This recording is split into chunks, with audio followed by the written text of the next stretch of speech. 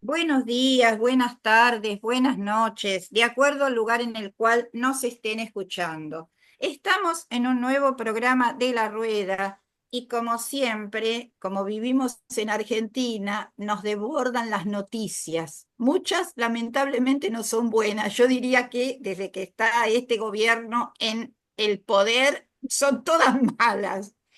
Pero bueno, hemos tenido durante esta semana lo que se ha llamado CryptoGate, que ahora Walter pasará a hacernos un informe y a explicarnos un poquito más qué pasó con esto, aunque digamos ya ha tenido difusión internacional, ha salido en otros países, como hay gente involucrada de distintos países del mundo.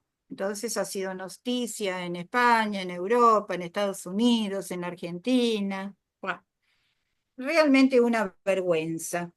Pero me gustaría, digamos, antes de darle la palabra a Walter, ¿qué pasó mientras se está desarrollando este tema de la investigación o no del CryptoGate?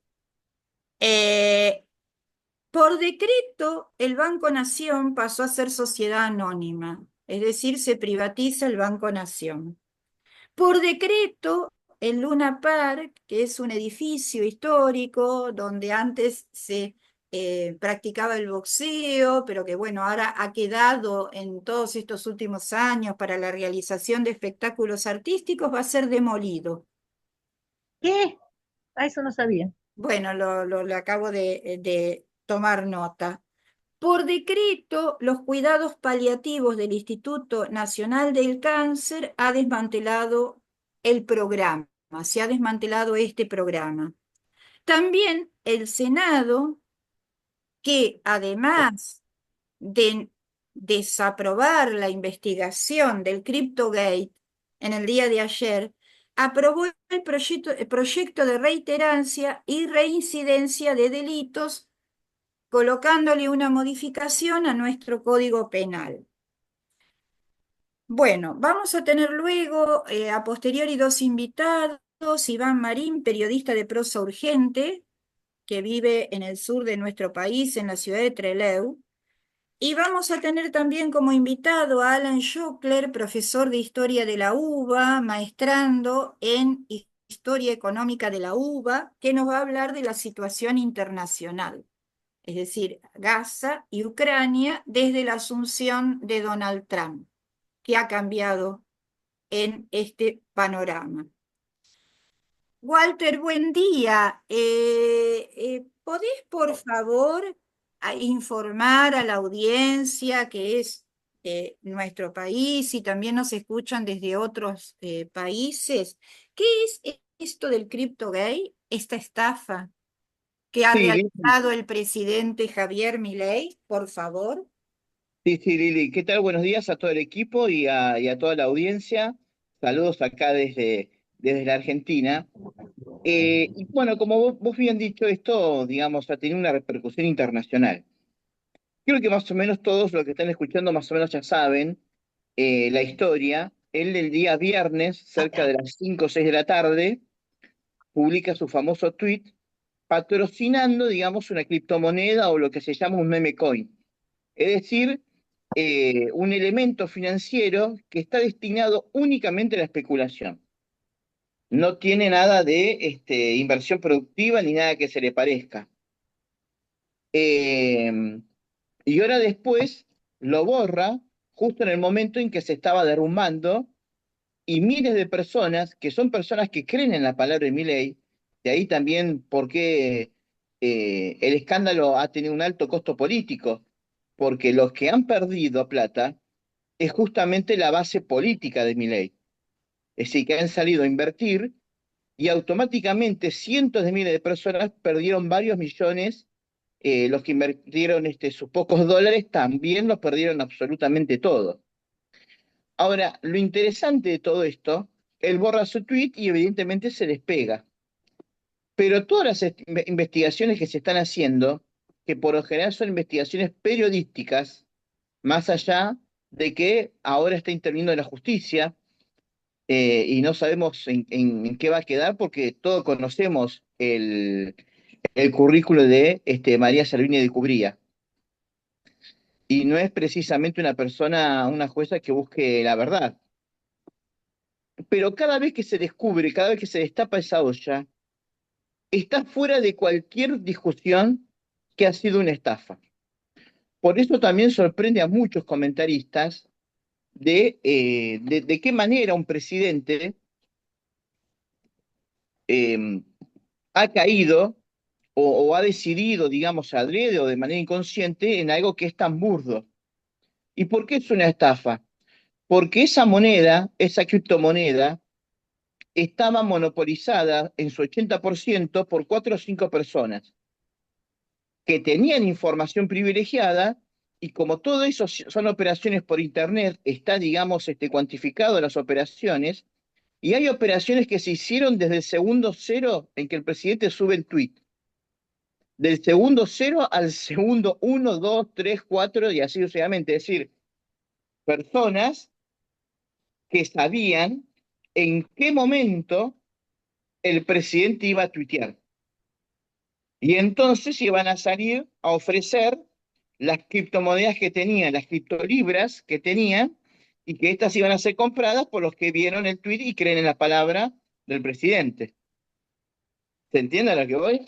Es decir, y después hay una gran cantidad de vasos comunicantes que ya ha sido demostrado por numerosos periodistas, porque hay fotos, hay conferencias, hay ingresos en la Casa Rosada, en la Casa de Olivos, de toda esta gente vinculada a la criptolibra, que tiene vínculos directamente con Milei y con el círculo cercano a Milei.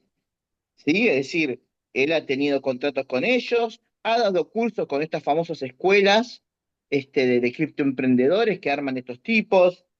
Es decir, no puede desvincularse, no puede decir a mí me engañaron, porque son personas a las cuales él hace un tiempo ya que tenía tenido contacto. Ahora bien, ¿por qué la sorpresa de cómo un presidente va a caer en algo tan vulgar? Porque de última uno piensa, che, que tuitee otra persona. ¿Cómo vas a tuitear vos? ¿Se entiende? Es decir, si tuiteó otro, dice, bueno, di fulanito, pero sos vos el jefe, ¿me entendés? El tema es que esto tiene que ver con su concepción de la economía, que dista mucho de los verdaderos principios liberales de Adam Smith y David Ricardo. Recordemos que Milley fue el que dijo que estaba a favor de la venta de órganos. Y también dijo que si no tenías para comer y tenías que vender a tus hijos, bueno, vende a tus hijos. Es decir, eres un fundamentalista del libre mercado. Para él, dentro de su concepción, esto no lo puede decir porque si lo dice se autoincrimina, pero lo ha dicho, que para él todo este movimiento de inversiones, todo este movimiento especulativo, para él tiene que ver con el libre juego del mercado. Ojo, ¿se entiende? Es decir, para él no es una estafa esto. Para él perdiste. Para nosotros es una estafa, y no hay duda que es una estafa, porque vos tenés elementos de monopolio, personas con información privilegiada, ya tenés un plan premeditado, ¿sí? De saber a qué hora exacta va a caer la criptolibra, ¿se entiende? Entonces, todo eso habla de un plan y por lo tanto no se puede hablar de libre mercado, es decir, de la relación de vos con el mercado cuando hay terceros en juego manipulando ese mercado. Pero para él es el libre mercado. Ahora, digamos, por eso se entiende la torpeza, ¿se entiende? Por eso lo que se ve como torpeza de un presidente metiéndose al barro en esto, en realidad tiene que ver con su propia concepción de la sociedad. Tiene que ver con su propia concepción de la sociedad. Es decir, esto es el libre juego y vos perdiste, perdiste. De hecho, si nosotros buscamos, él ha defendido en más de una oportunidad una cristoestafa, que es la que llevó también a la ruptura con Malastón. Que Malastón decía, esto es una pirámide Ponzi, es una estafa Ponzi, las pirámides, y bueno, él defendía como que no, esto es el libre mercado, la gente, bueno, apostó y bueno, y perdiste, ¿me entendés? A medida que va pasando los días, se van descubriendo más y más y más de los vasos comunicantes entre la gente que hizo esta operación y Milei, que de hecho ahora tiene un escándalo en Estados Unidos porque le han metido una denuncia. Pero yo creo que lo más importante de esto es que él hizo este escándalo con la nuestra, como le gusta decir a ella, es decir, con nuestros impuestos. ¿Por qué digo esto? Porque el día lunes las bolsas cayeron, las acciones cayeron, y lo que ha hecho el presidente es una resolución donde se tienen que comprar los bonos del Estado con guita del ANSES. Y otra de las cosas que ha ocurrido es que como la palabra del presidente ya no inspira confianza entre los inversores, grandes, pequeños, no inspira confianza, hubo una corrida, la más importante fue la de este martes, contra el peso. Entonces tuvo desde el lunes hasta hoy viernes, seguramente, el mercado abre a las 10, ha estado vaciando el Banco Central, saliendo a ofrecer dólares para contener la suba del dólar. Es decir, que este movimiento, esta estafa, a nosotros como país nos está costando mucho. Es decir, él está haciendo esto con la nuestra. ¿Por qué? Porque está conteniendo la suba del dólar con la guita del Banco Central y porque está conteniendo la caída de bonos y acciones de empresas argentinas con la plata del ANSES. Es decir, toda esta crisis política y toda esta pérdida de confianza en el presidente la estamos pagando nosotros con nuestros impuestos. Este me parece a mí que es el punto más importante. No es gratis, sino que a nosotros nos está costando miles y miles y miles de millones de pesos. El otro punto es de qué se va a disfrazar la oposición, o mejor dicho, entre comillas, la supuesta oposición. Porque ahora es evidente que hay que exigir un juicio político. Es evidente que hay que exigir como mínimo una investigación que va, que hay que exigirle al presidente que dé respuestas en el Congreso que no las va a poder dar. Y entonces la supuesta oposición, no digo la oposición colaboradora, la que es oposición, ¿cómo va a negar ahora? Es decir, ¿qué va a hacer eh, para justamente no llevar a Milei al juicio político? Les comento que el Senado votó en contra de investigar toda esta criptoestafa en el día de ayer, y ahí no hay solamente mileístas en el Senado, de hecho no hay ninguno, sino que hay gente del PRO y también hay peronistas. Y han votado en contra, negociando con los gobernadores. Es decir, que, y con esto cierro, esta estafa, por un lado, nos está costando a nosotros millones y millones de pesos y de dólares, y por otro lado desnuda los vasos comunicantes que tiene la Libertad Avanza con los supuestos opositores, que tienen como única estrategia dejar que Milei haga el trabajo sucio, haga el ajuste que haya que hacer y después ganar las elecciones. Total, el trabajo de ajuste, de golpear a los jubilados, de cerrar los hospitales, ya lo hizo la oposición. ¿Se entiende? Entonces me parece que estos son los dos elementos más importantes del escándalo que nos dejó, digamos, la criptolibra. Gracias, Walter. Bienvenido, Iván. De cualquier manera, esto no terminó, porque acá falta el otro factor que es la intervención de la gente. Es decir, ¿qué más tienen que hacer Milei para que la gente salga a la calle? En esta semana hubo el día miércoles, que se juntan los jubilados desde hace muchos años y se le sumaron otras fábricas y lugares donde ha habido despido, una brutal represión nuevamente, una señora que pertenece al colectivo en defensa de OSBA, sufrió un surmenage, tuvo que ser internada, bueno, lo hemos visto por televisión, y el día jueves se reprimió a los estatales, a la gente de ATE y a los empleados estatales en la puerta del Ministerio de Capital Humano.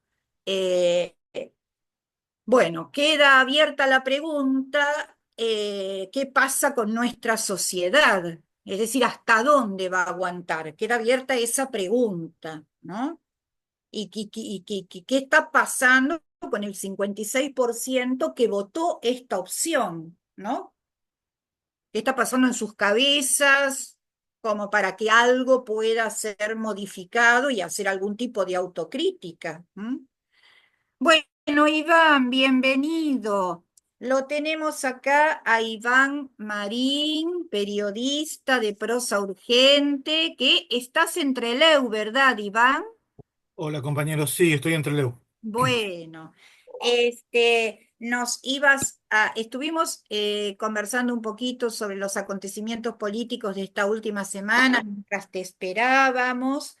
Eh, bueno, la idea era, por supuesto, digamos, comentarás lo que te parezca, pero ¿qué pasó con todo este tema de los incendios en las distintas provincias del sur, inclusive en la provincia de Corrientes?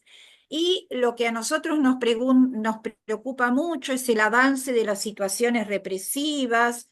eh, con las noticias de que, por ejemplo, allanaron una radio comunitaria mapuche en el Maitén, en Chubut, en la ciudad de Trelew, que se llama Petú Monguelén, no sé si lo estoy diciendo bien. Eh, Hubo toda una serie de acontecimientos represivos. Esto se suma también en Salta y Jujuy, el asesinato de dos muchachitos, uno, Ivo Rodríguez Torres, en Jujuy, integrante del pueblo Coya, y Fernando Gómez de Salta, ambos en manos de la Gendarmería. Este, Amenazaron de muerte también a una ambientalista y comunicadora social chubutense, Noelia Silva, que integra el programa radial La Trinchera. Hemos tenido acá en Buenos Aires, eh, eh, por ejemplo, Graciela Ojeda de la comunidad guaraní Sapu Pora, la golpearon y pasó la noche en la comisaría diciéndole, India de mierda, andate de aquí. Hicieron un allanamiento ilegal y un ataque racista, esto en Merlo, en el conurbano bonaerense. También hubo 3 ataques a chicas lesbianas en Orán, Salta, en la ciudad de Buenos Aires y en Cañuelas, provincia de Buenos Aires. Y con respecto a las prohibiciones,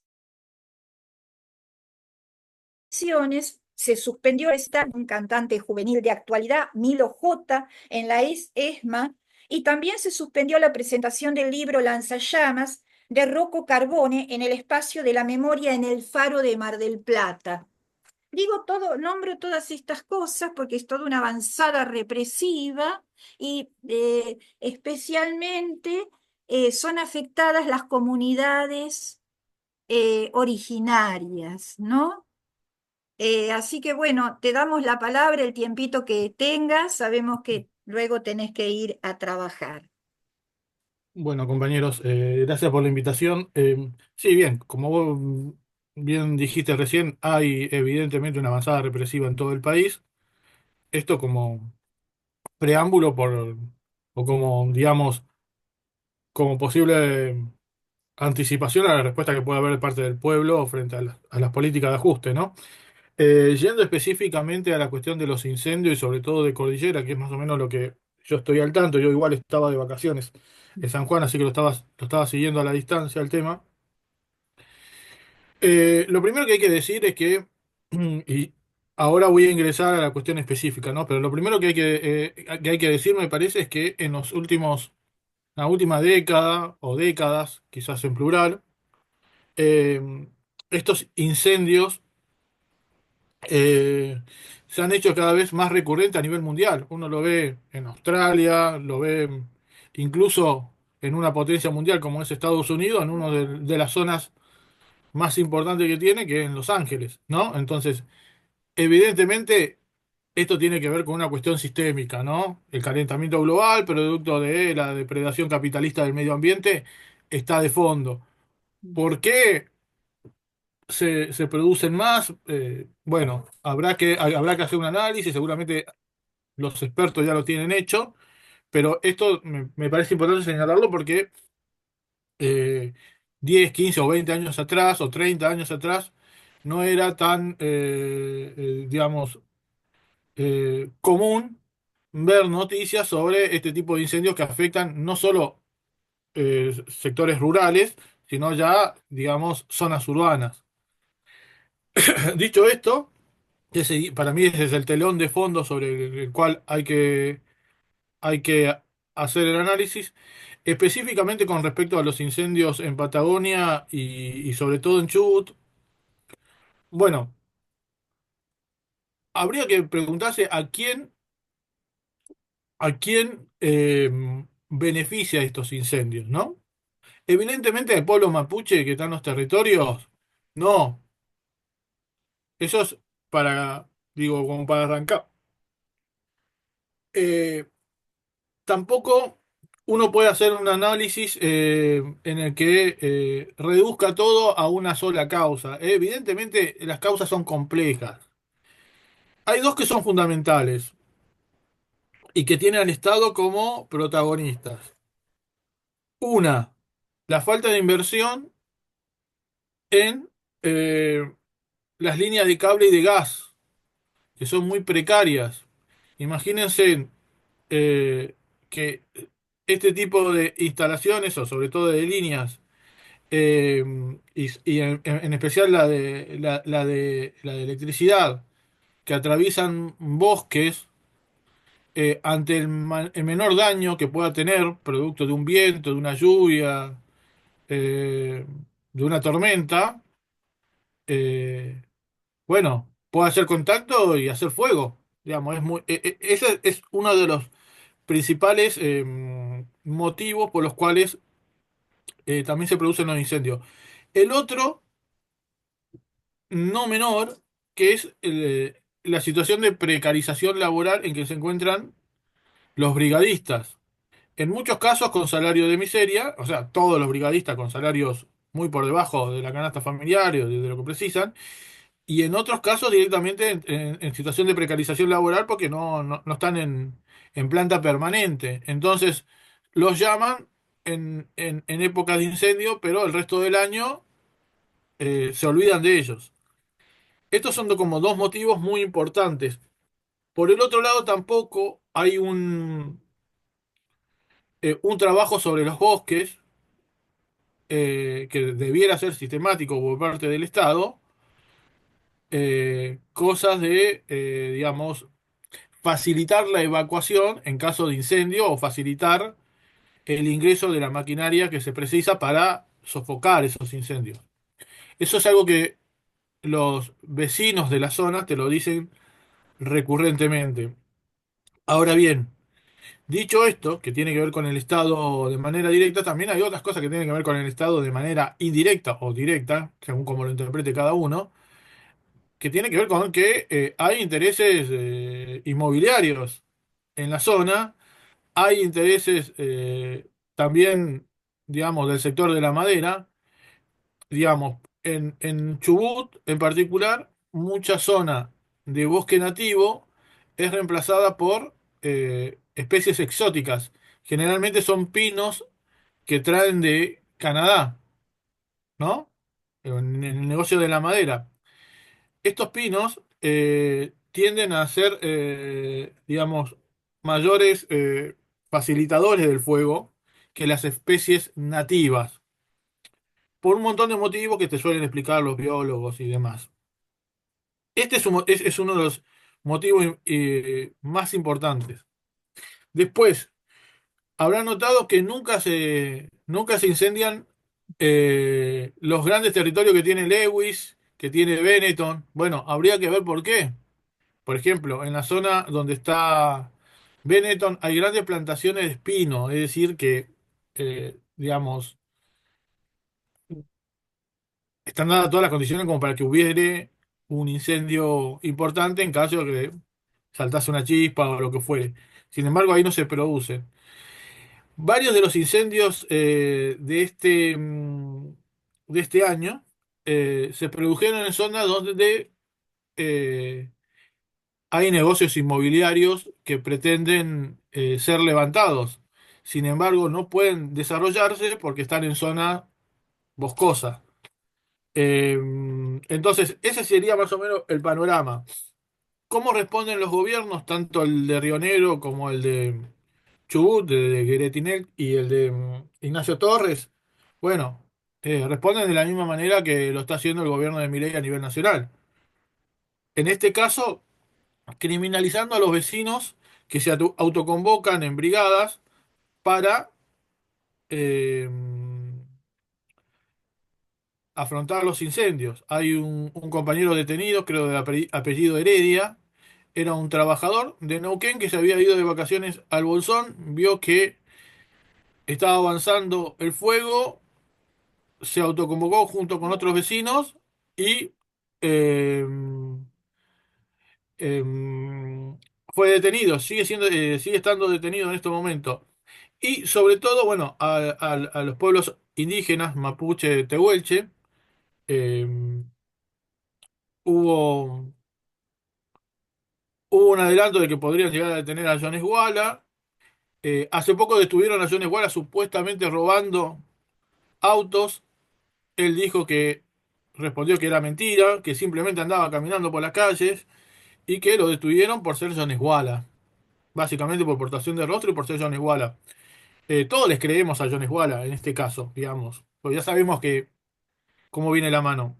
Y después, en el caso de la semana pasada, el 11 en realidad, hace ya un par de días, eh, hubo 11 allanamientos, la mayoría de ellos, o todos, si no me equivoco, todos en Chubut, en la cordillera, eh, buscando supuestamente eh, a los autores de un atentado que hubo en Treverin, en una chacra, en un emprendimiento, y tratando de vincular ese atentado que se lo atribuyó en realidad un grupo que parece ser un desprendimiento de la resistencia ancestral mapuche, vinculándolo con todos los incendios que hubo en Cordillera. ¿Se entiende? Este incendio, este atentado fue el 18 de enero, si mal no recuerdo, y por el cual está presa una mapuche que vive en la comunidad de Moira Millán y de Mauro Millán. Iván, te pregunto, ¿qué quiere decir un atentado? ¿Qué pasó concretamente? Concretamente la resistencia ancestral mapuche de vez en cuando comete atentados en eh, emprendimientos privados, algunos que contaminan, otras que sobreexplotan a las personas y demás. Grandes capitalistas de la zona, para decirlo con, con pocas palabras. Bueno, atentaron contra una chacra, incendiaron algunos elementos. Pero hay que recalcar que, más allá de que uno pueda estar de acuerdo o no con los métodos de la RAM, yo en particular no estoy de acuerdo con los métodos de la RAM, ellos no producen incendios en los bosques. Son eh, acciones puntuales sobre eh, capitalistas o emprendimientos puntuales y ni siquiera sobre las personas. Dicho esto, esto existió efectivamente.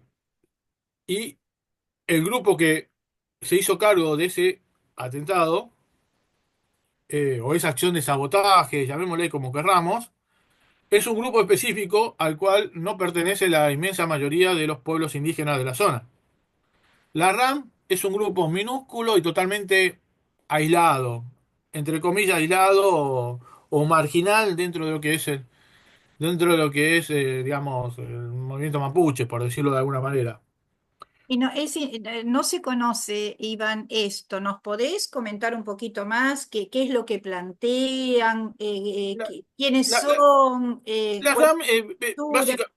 básicamente es una agrupación que pretende la liberación del pueblo mapuche en ambos lados de la cordillera y que recurre a métodos de sabotaje, a grandes emprendimientos capitalistas, con acciones que uno, desde un punto de vista, digamos, político o militar, podríamos llamarlos foquistas, por decirlo de alguna manera, guerrilleros, entre comillas, los típicos métodos que se usaban antes. Ahora bien, estas, Perdón, pero lo que más llegan a hacer es quemar alguna cosa, digamos, ¿no? O sea, algún emprendimiento, reducido a eso. sí, sí, no, algún emprendimiento privado, nunca los bosques. Esto hay que dejarlo bien en claro. Mm. Ahora bien, este tipo de método obviamente se la deja picando al Estado para que avance con la criminalización de todo el pueblo mapuche. ¿Se entiende? Entonces, esto fue lo que ocurrió. Allanaron una radio comunitaria en el Maitén. Me parece gravísimo lo que ocurrió ahí. Detuvieron a esta compañera diciendo que ella tiene una camioneta Kangoo, que se vio a una camioneta Kangoo en inmediaciones de cuando se ocurrió este atentado que yo te digo del 18 de enero, pero bueno, ya está comprobado de que no es esa camioneta, no es la misma camioneta. No hay prueba para tener a la compañera detenida. Ella ese día del atentado estuvo en la comunidad mapuche en la que vive, pero bueno, está ahí, criminalizada. Así que bueno, en resumidas cuentas, ese es el panorama en Cordillera.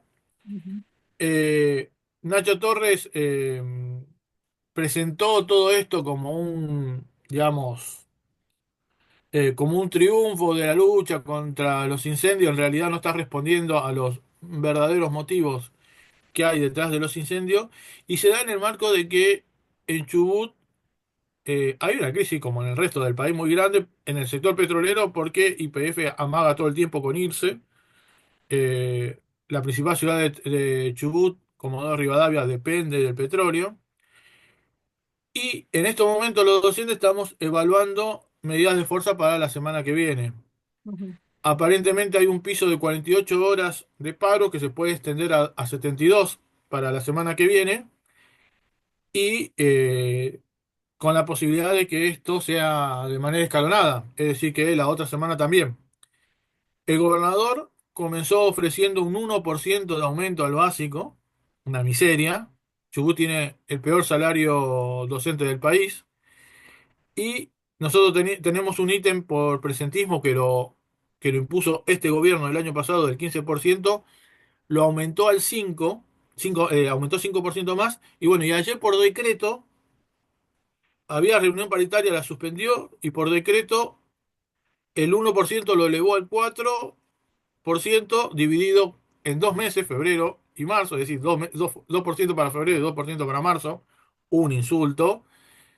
Y además, este 5% que dispuso para el ítem de presencialidad se eleva al 10%, 5% para febrero y 5% para marzo, dejando atado un 25% de nuestro sueldo a nuestra presencialidad. Que el ítem de presencialidad consiste en que justamente un docente no puede enfermarse en más de 3 días en el mes porque si no, no cobras el sueldo completo. Bueno, todo esto está siendo tratado con asambleas en las escuelas y mañana la conducción del sindicato, del principal sindicato docente de la provincia de ATECH, hay otro sindicato también, alrededor del mediodía va a dar a conocer al final cuáles van a ser las medidas de fuerza. En principio hay un paro de 48 horas que podría ser de 72 y se estaba evaluando una movilización provincial a Rawson uno de los días, calculo que va a ser el lunes. Y bueno, esperemos que esto sea el inicio de un plan de lucha. Lamentablemente tenemos una conducción sindical que se ha caracterizado estos 3 años al frente del sindicato por ser bastante tibia y por no movilizar a las bases. ¿Esto coincide con el 24 del paro nacional que está anunciado? Sí, sí, coincide. Ya acá igual ya se venía trabajando eso, pero bueno, sí, coincide con el paro nacional de Cetera que se conoció ayer. Así que sí, esperemos que sea una jornada a nivel nacional importante, que se replique también la otra semana, porque tengo entendido que muchos van a comenzar las clases el 5 de marzo, así que bueno, ojalá podamos confluir en una gran jornada de lucha a nivel nacional, pero también es importante decir esto, que no sean paros aislados, ¿no? Porque evidentemente la movida de la CETERA y de los sindicatos docentes que pertenecen a CGT es sacar esto paro para tratar de descomprimir el descontento que hay en las bases. Va a depender en las bases de cómo nos organicemos nosotros para imponer un plan de lucha que se extienda en el tiempo y que no sean con medidas aisladas. Lamentablemente acá en Chubut el año pasado hemos tenido varios días de paro, pero fueron todos con medidas aisladas, muchos paros domingueros que no se expresaron, que si bien tuvieron buena adhesión, no se expresaron con un número importante en las calles. Así que bueno, va a ser importante eso y va a ser importante también desarrollar las autoconvocatorias ante este rol que están cumpliendo las conducciones sindicales. Bueno, gracias, Iván. ¿Te puede hacer el equipo alguna preguntita o ya Sí, te sí. tienes que retirar? No, No. estoy disponible 5 o 10 minutos más, estoy disponible si me quieren hacer Bueno, alguna yo pregunta. quiero preguntarte algo y después ahí Dale. Clelia creo que también. Mira, he leído en un artículo, digamos, con fuente, escrito, publicado, eh, Milei estuvo en Davos con Demian Reidel, el asesor a cargo del Plan Nacional de Inteligencia Artificial.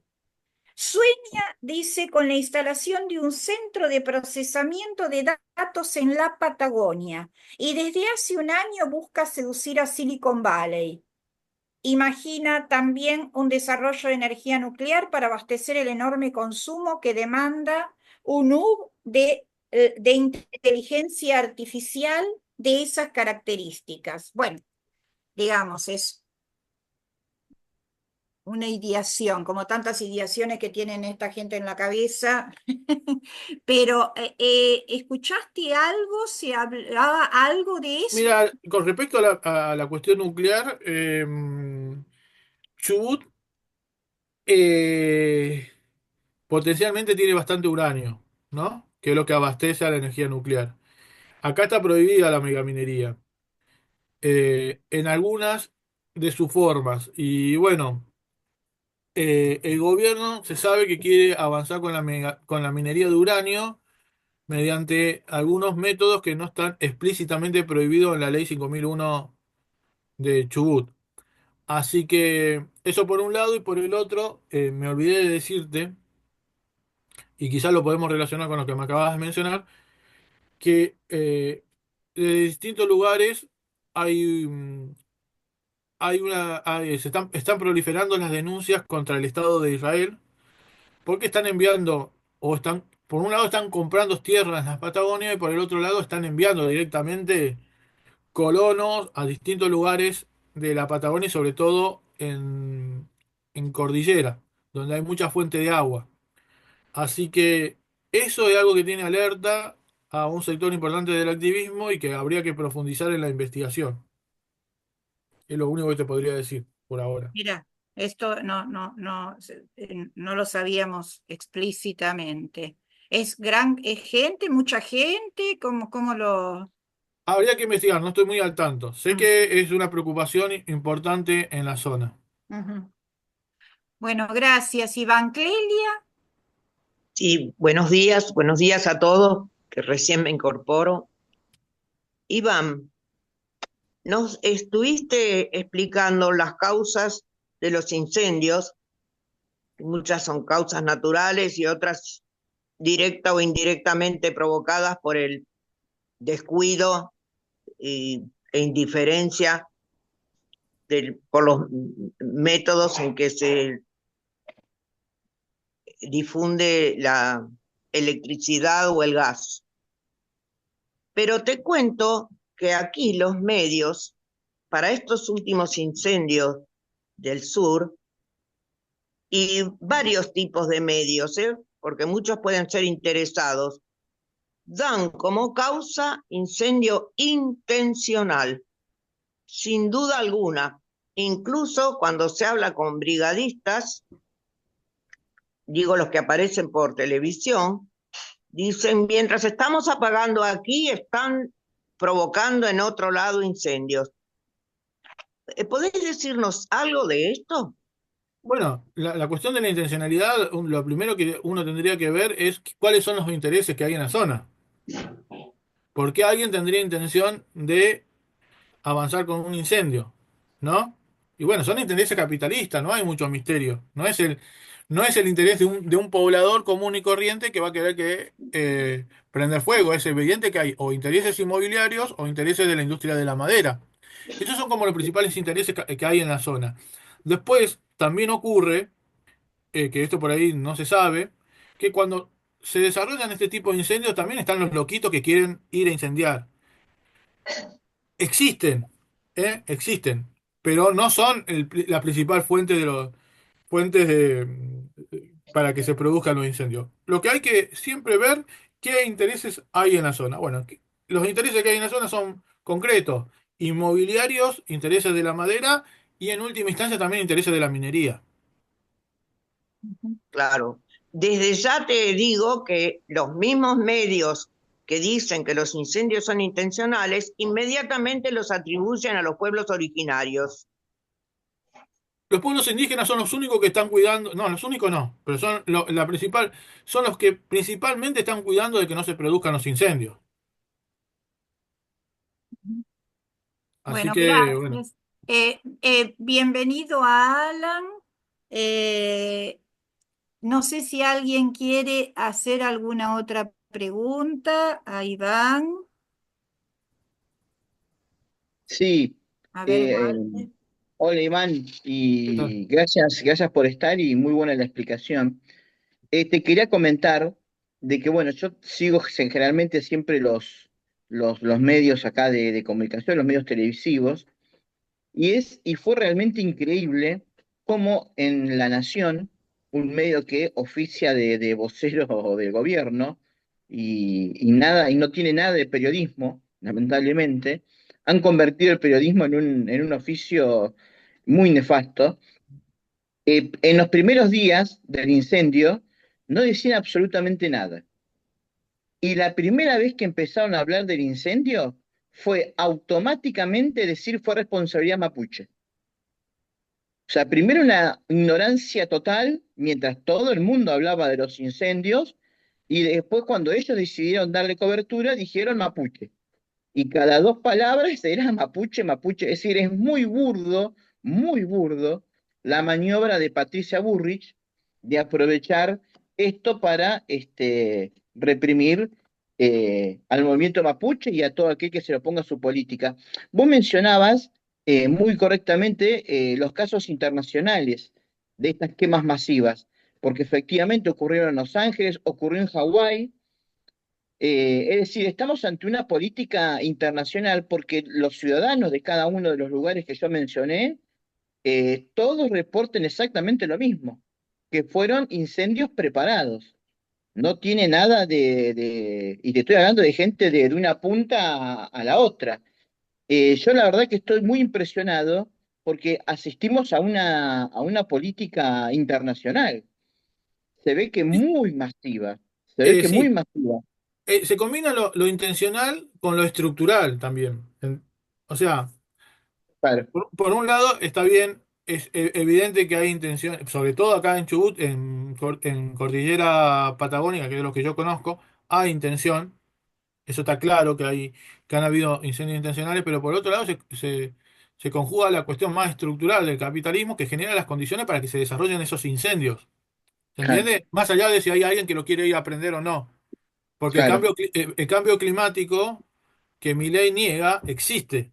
Entonces, claro. Eso genera condiciones para que incluso en algunos lugares quizás ni siquiera han habido personas que han ido a hacer los incendios, se produjo una tormenta fuerte, se combinó con días de calor y de viento y ya está, se desató el incendio, que en otras épocas, en esos mismos lugares quizás no hubiese ocurrido porque el verano quizás duraba menos que hoy, digamos, las temperaturas subieron. Entonces, hay toda una serie de factores que acompañan, ¿no?, a los ya de por sí intereses capitalistas que hay en cada una de las zonas. Bueno, Alan, perdón, Iván, te vamos despidiendo porque sé que tenés que ir a trabajar. Te agradecemos mucho tu acompañamiento, tu intervención y todo esto que nos aclaraste. Ah, Y bueno, muchas gracias por la invitación y bueno, cuando quieran estoy disponible. Saludos, que se abrazo. desarrolle el paro para la semana que viene en Ojalá, todo el ojalá así sea. país, en todo el país. Abrazo. Hasta luego. Bueno, chao, hasta luego. Abrazo, viejo. Chao, hasta luego, gracias. Hola, Alan, bienvenido. Hola, buenos A días, ¿cómo los estás? cambios de último momento, pero bueno, hay que ir a trabajar, ¿viste? No hay problema, no hay problema. Bueno, lo volvemos a presentar a Alan Chocler, profesor de Historia de la Universidad de Buenos Aires, maestrando en Historia Económica de la Universidad de Buenos Aires. Hace rato que no te tenemos. Mira, nos dejó picando algo Iván, que dice que hay colonos israelíes que están comprando tierras en la cordillera. Ahora, que todavía es algo que está por investigar, que no se investigó.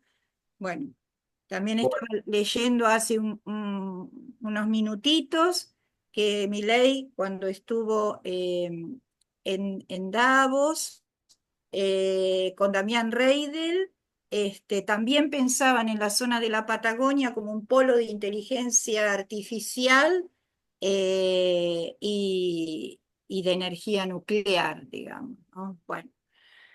Queríamos preguntarte cómo ves la situación en Gaza ahora con, bueno, la asunción del gobierno de Trump y la intervención directa de Estados Unidos en Gaza.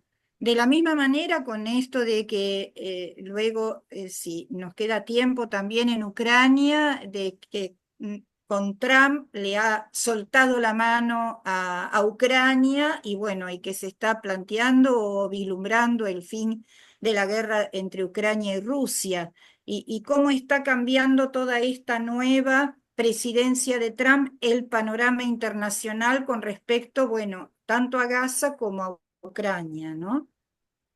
Bueno, primero se escucha bien, estoy estrenando un nuevo micrófono, nunca lo usé antes. ¿Se escucha bien? Se escucha bien, eso es lo que tenemos que tener nosotros, un micrófono. Perfecto. No, todavía Son, no lo tenemos. son varias cosas. Primero me gustaría encarar el tema de la Patagonia. Por acá yo siento una cuestión que es vieja, que por ahí no mucha gente conoce, pero que quisiera encarar. Hay una vieja teoría de la conspiración de la derecha argentina antisemita, antes de que se volvieran sionistas, que decía que Israel de alguna manera se viene a quedar con la Patagonia, que es una teoría que viene acompañada de los lugares comunes de la conspiración judía mundial, del gobierno en las sombras, etcétera, etcétera. Bueno, la derecha argentina es muy antisemita.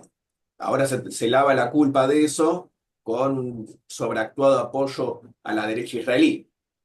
Pero bueno, tienen más en común de lo que los diferencia. No, yo quiero desmentir completamente esto. Porque puede pasar que multimillonarios israelíes se compren terrenos en la Patagonia, como hace Luis, como hacen de otro tipo de procedencia.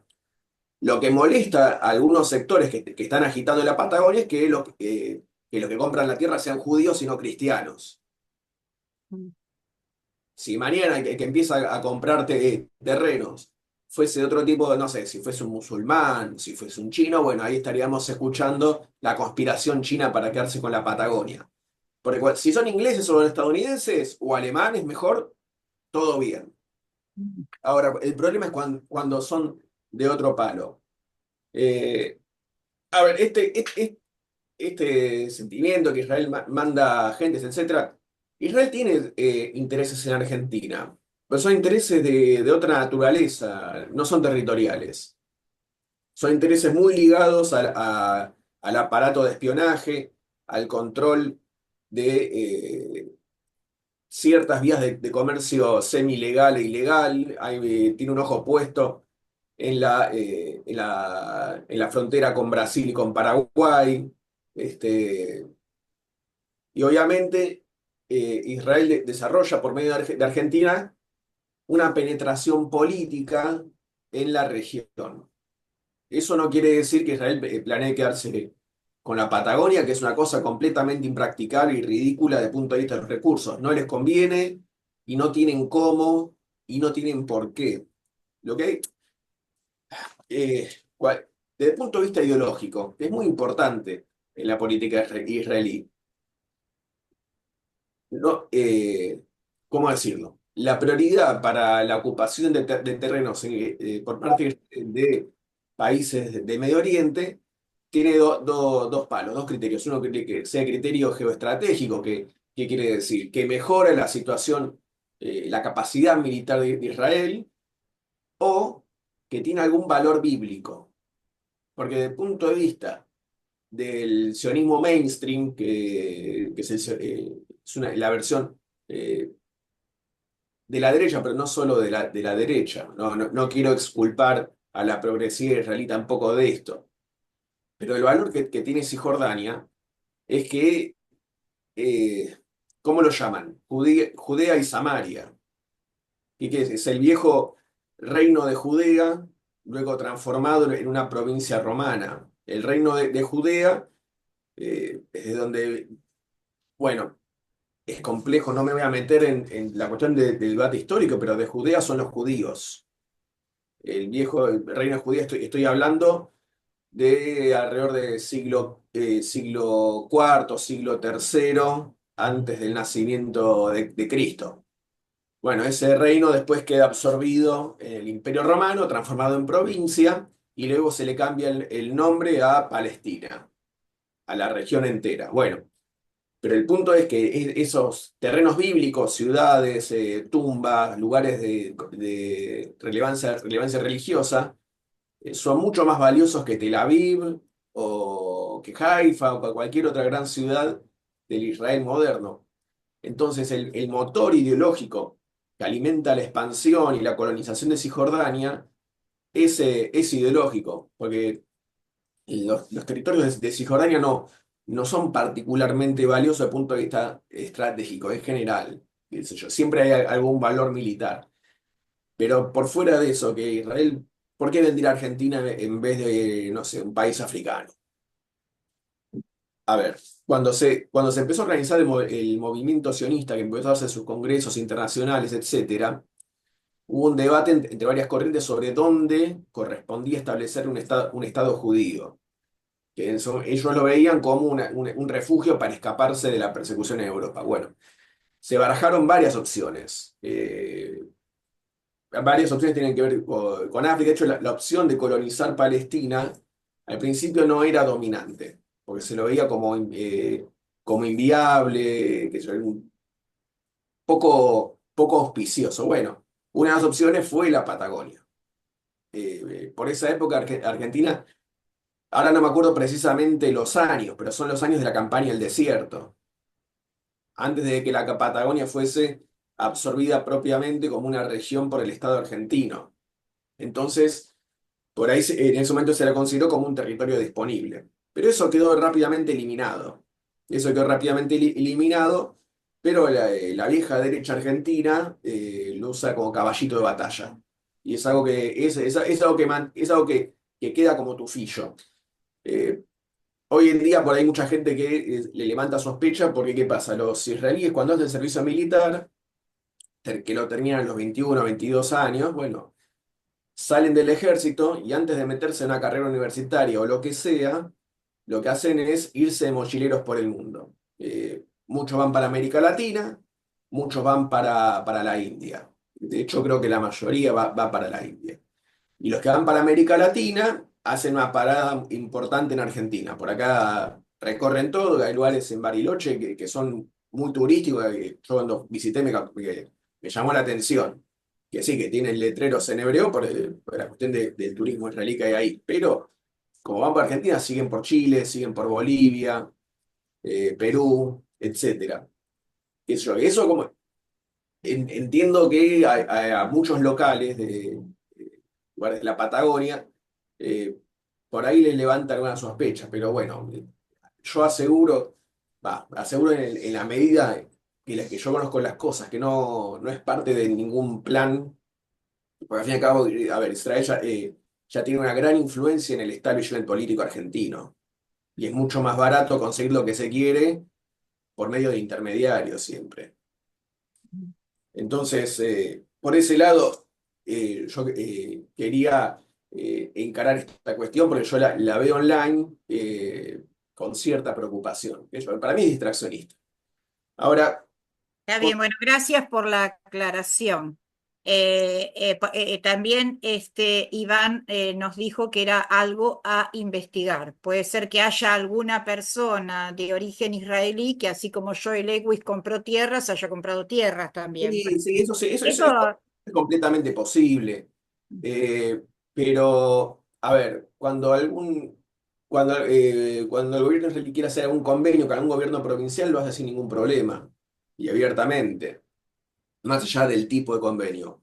Cuando necesita, si necesita vender armas a Argentina para las Fuerzas Armadas, lo hace, o para las Fuerzas de Seguridad. Argentina es un cliente más, no que necesita eh, hacer otra cosa de otra manera, porque la influencia que tiene sobre el sistema político ya es suficiente para conseguir todo lo que le interesa. Eh, un segundito, quiero compartir pantalla. ujú. Así vamos al tema de los mapas y vamos encarando la cuestión de la guerra de forma más directa. A ver, voy a hacer una solicitud, ni bien me aprueben, le damos al... Luisa, ¿podés aprobar para que Alan comparta pantalla, por favor?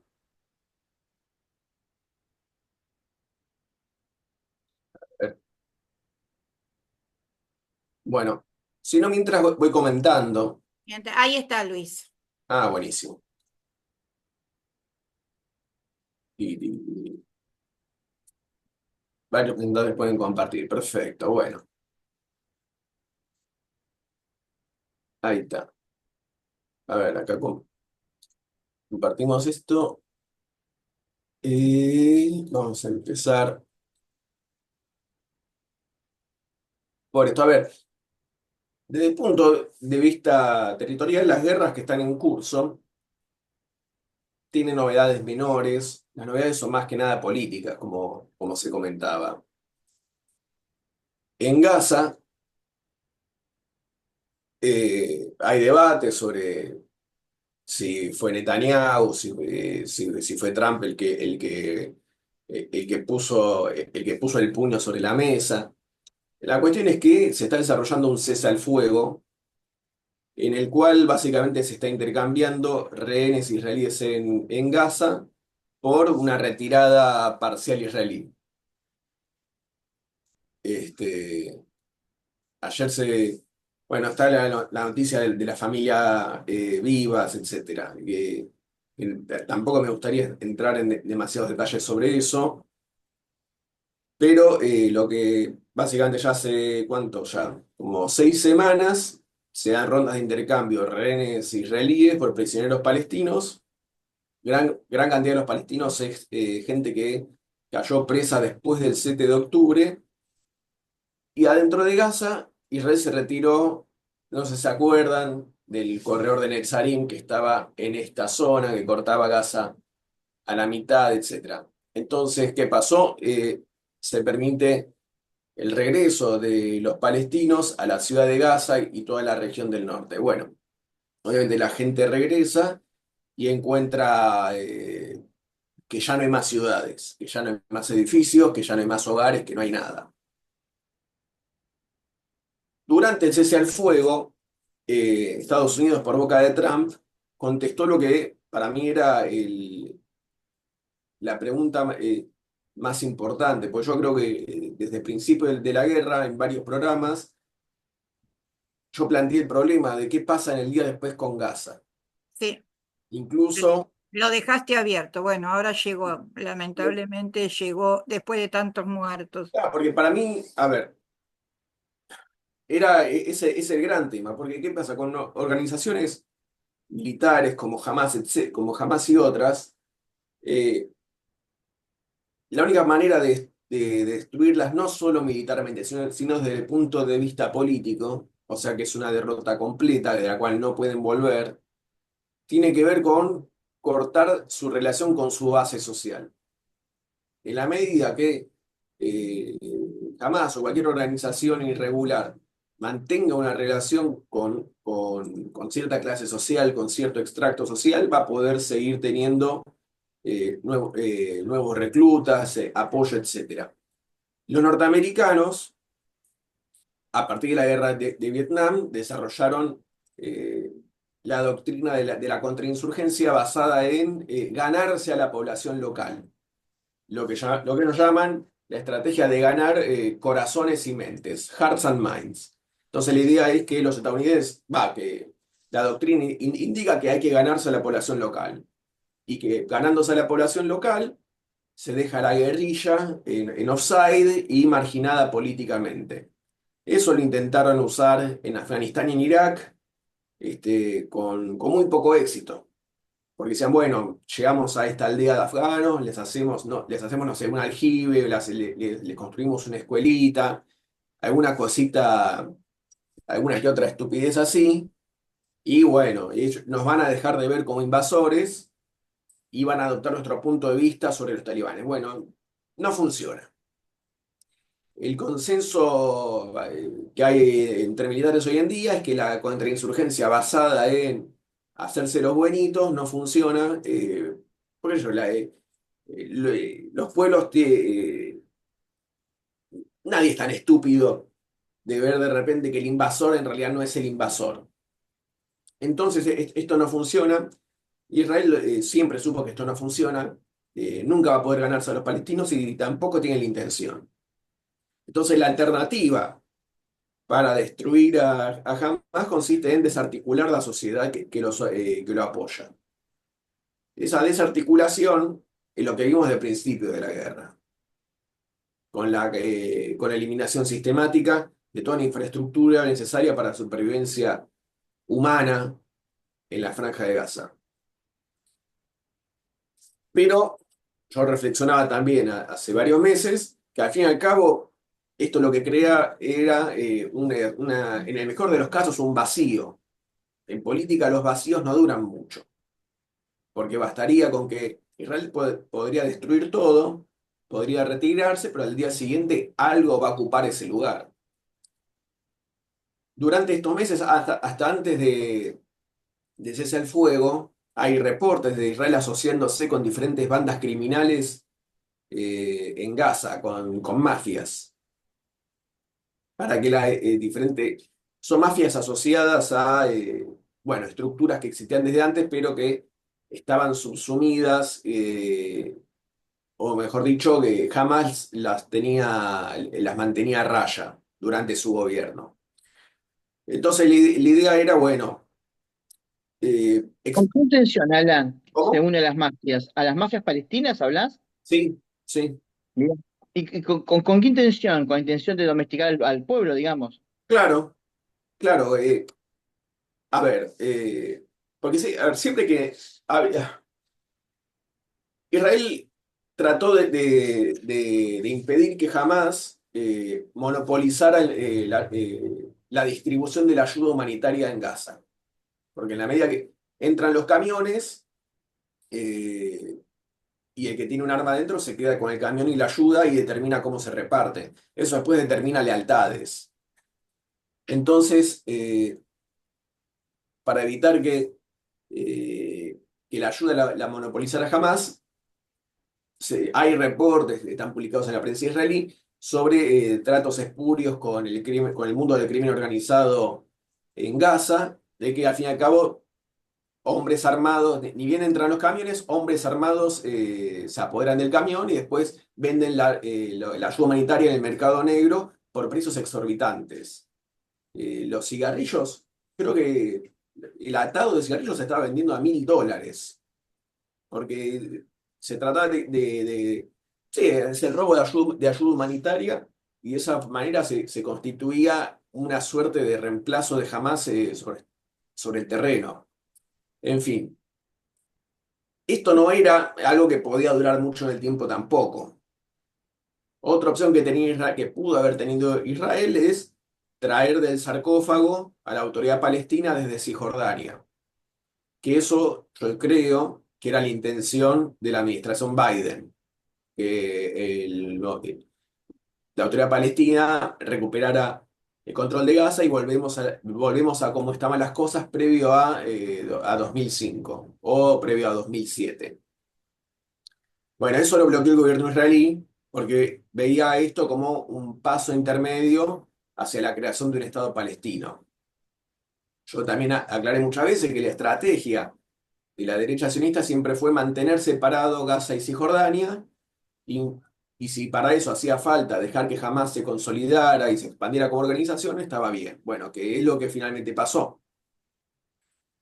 Netanyahu hasta tan tarde como 2019 decía que públicamente que había que dejar que Hamás se financiara con plata desde afuera para apoyar su gobierno en Gaza, porque ese gobierno, la existencia de ese gobierno era funcional a los intereses israelíes. Bueno, bloqueado eso, Israel también en teoría empezó a interesar a países como los Emiratos Árabes, etcétera, para delegar en ellos la ocupación y administración política de Gaza. Ningún país árabe quiso poner la cara por esto. Entonces, tampoco hay candidatos. La siguiente opción es que Israel reocupara plenamente Gaza y se hiciera cargo de toda la administración. Y yo eso expliqué, creo que desde que empezó la guerra, que eso era inviable porque Israel no tiene los recursos, la cantidad de soldados para ocupar y controlar a 2 millones más de palestinos. Entonces, casi por descarte, caemos en la variante que ahora Trump sacó sin ningún tipo de disimulo, que es la limpieza étnica de casi la totalidad de palestinos de Gaza. Esta versión, con esta versión fantaseaban las tendencias más extremas de la derecha israelí en los primeros días de la guerra, que decían, bueno, Hamas nos dio la mejor oportunidad del mundo, la mayor cantidad que podemos tener de legitimidad para echarlos a todos al desierto de Sinaí. Dicen abiertamente, el 7 de octubre fue maná del cielo para estos locos. Entonces, esa versión, que yo entendía como la versión, el objetivo maximalista, etcétera, bueno, eso está ahora como política oficial de Estados Unidos y también de Israel. La consumación de la limpieza de Gaza de palestinos. Alan, una pregunta. O sea, esto como en concreto, ¿cómo dicen que lo van a llevar adelante? Es una gran pregunta porque la guerra contra Gaza no fue particularmente popular en el mundo árabe. Todo lo contrario. Pero por ahora ningún líder árabe saca los pies del plato. El plan de Trump, así como dice, bueno, a los latinos los tiramos a México, los tiramos a Colombia, los tiramos a alguno de esos países de mierda, porque Trump dice abiertamente, shit countries, agarra a un latino más o menos moreno y bueno, que vaya a Panamá, sea panameño o no. Que vaya a Colombia, sea colombiano o no. Bueno, con el mismo criterio sacamos a los palestinos de Gaza y que los absorba Egipto, que los absorba Jordania, que los absorban diferentes países árabes y bueno, que se queden ahí. Esto es lo que siempre planteó la derecha sionista, que al fin y al cabo los palestinos son árabes, hay muchos países árabes, que se vayan a algún que otro país árabe, y punto. Nos Pero, dejamos. perdón, una pregunta, ¿esto, digamos, con tropas norteamericanas también? ¿Cómo? No, Trump no quiere saber nada con desplegar tropas norteamericanas en ningún lugar que no tenga que ver con China por el momento. Y esto en teoría no lo necesitaría. Durante la guerra, ya el 10% de la población de Gaza se fue. Todos los que pudieron pagar, coimear su huida de Gaza, lo hicieron. Alrededor de 200.000 palestinos de Gaza huyeron de la franja durante la guerra. 200.000 de una población de 2 millones. ¿Por qué? Porque atravesar la frontera con Egipto requiere coimas. Porque Egipto no permitió que nadie se refugie en el desierto de Sinaí. Más por cuestiones de política que por solidaridad. Porque Egipto tranquilamente, controlando el paso de Rafah, podría haber absorbido una cantidad de palestinos para evitar todo el desastre humanitario, llegar al nivel que llegó y después mantener la frontera abierta para que vuelvan. Tranquilamente lo podrían haber hecho, pero no. Entonces, ¿de qué se trata la iniciativa de Trump? Simplemente de permitir legalizar la emigración de los palestinos a diferentes países árabes. Que pongan una oficinita en algún lugar de Gaza y que con eso se arme alguna suerte de ruta. Eso es todo. Lo único que requiere es la legalización y la luz verde de los diferentes gobiernos para permitir la inmigración palestina. No requeriría, en principio, en el plan de Trump, hay que ver si es factible o no, no requeriría que vengan marines norteamericanos a empujar a la gente.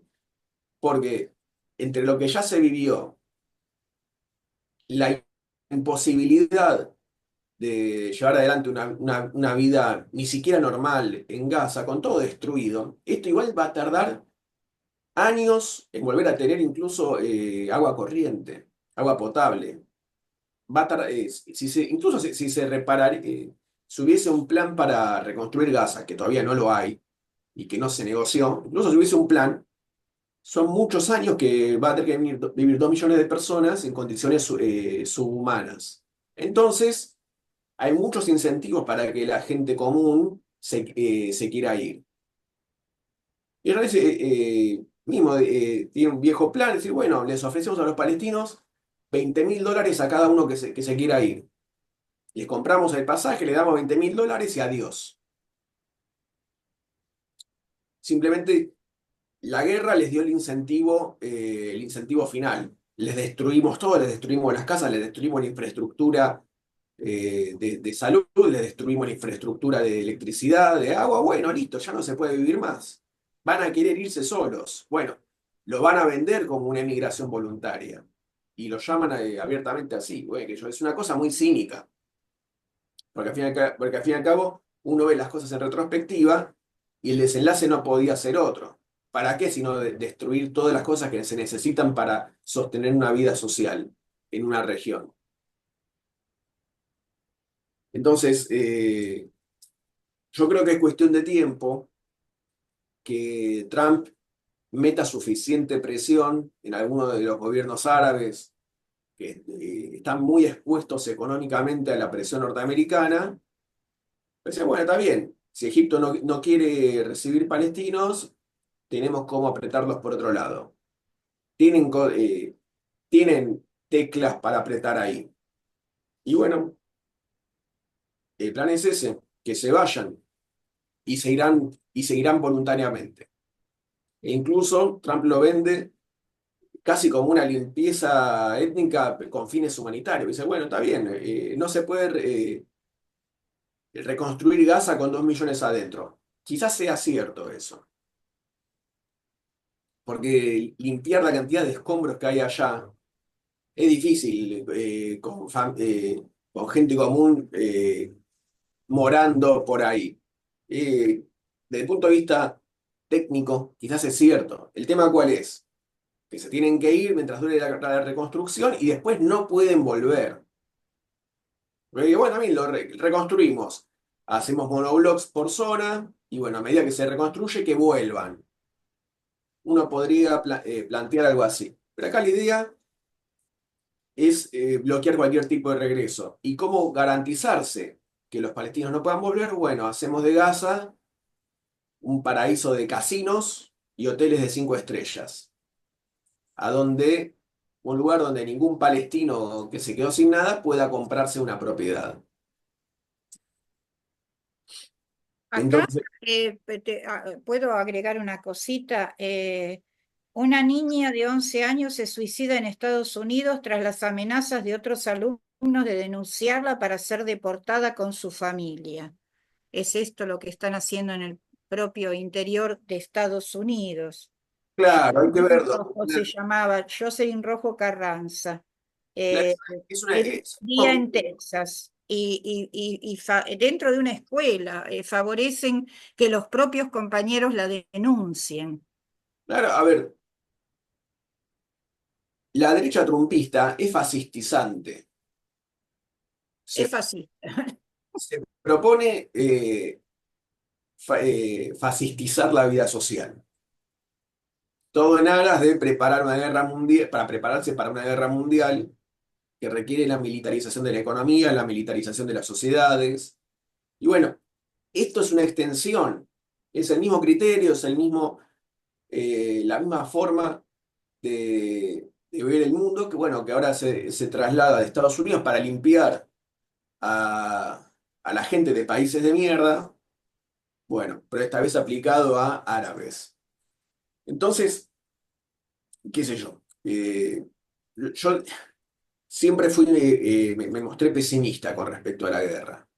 En la medida que la guerra no puede solucionar nada de manera positiva y plantea las bases para que pasen cosas aún más terribles.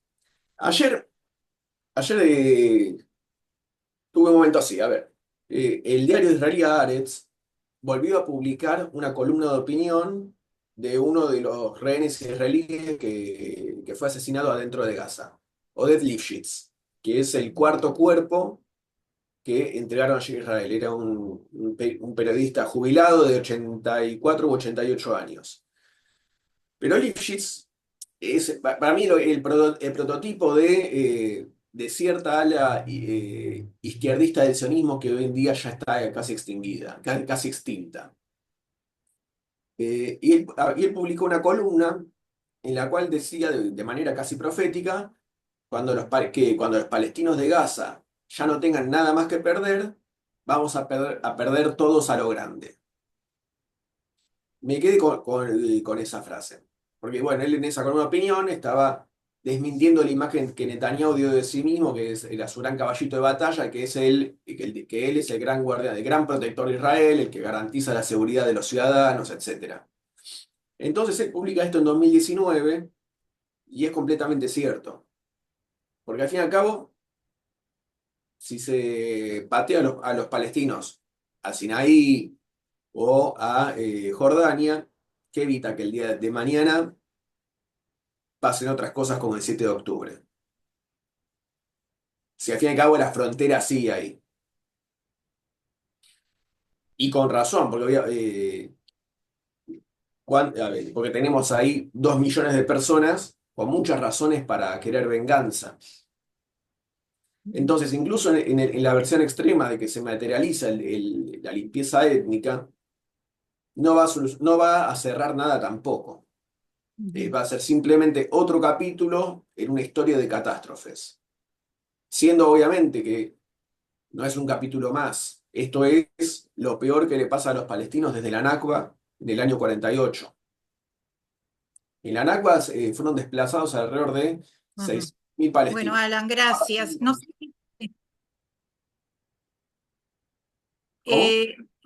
No sé si Walter, Clelia o Luisa quieren preguntar algo o intervenir. Si te parece, Alan, luego. Y después hacemos un poco de Ucrania. Sí, exacto. Bueno, bueno. Vamos a ver cómo está la situación en Ucrania.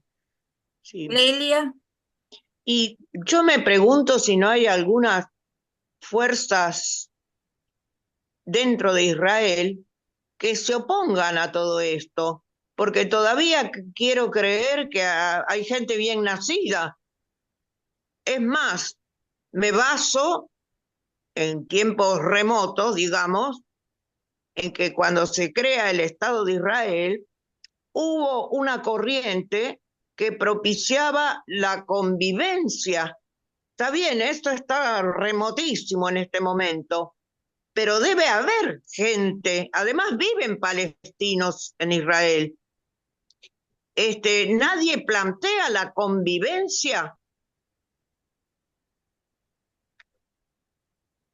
Si alguien más quiere intervenir antes de que yo responda. Sí, es una pregunta. Bueno, a ver, en Israel la oposición a esto está muy menguante. ¿Por qué?